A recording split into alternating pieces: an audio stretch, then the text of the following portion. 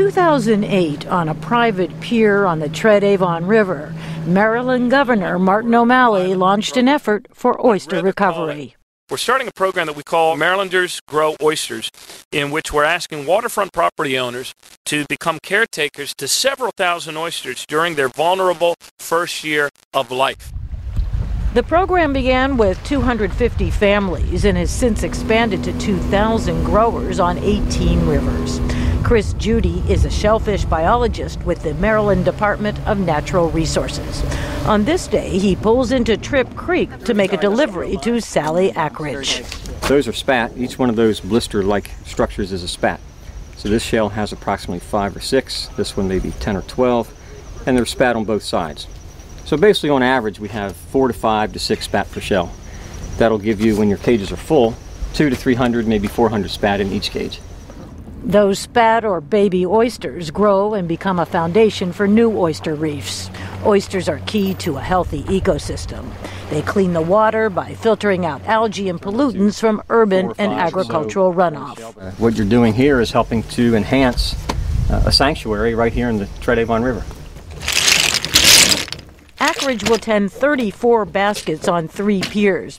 She says despite the size, caring for her brood is simple. We just come out every week or two and shake the baskets.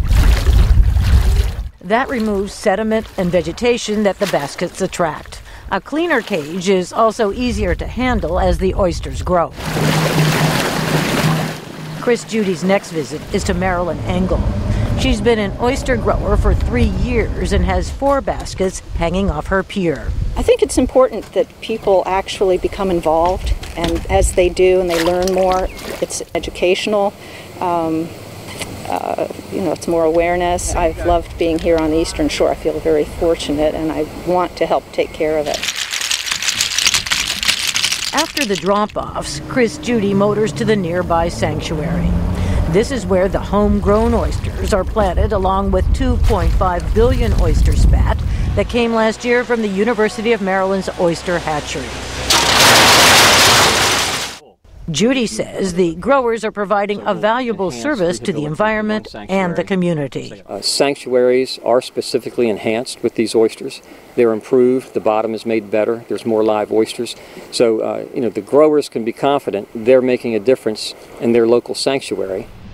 The Maryland program is part of a larger recovery that includes research, monitoring, and public programs like shell recycling. Judy says the end game is jumpstart Mother Nature. That's the ultimate goal with the sanctuary program, whether it's because of the cages or any other planting effort. A sanctuary ultimately needs to serve as a breeder site. Chris Judy says Maryland oyster growers are helping to move toward natural recovery, one cage at a time. Roseanne Skirbel, VOA News in Oxford, Maryland.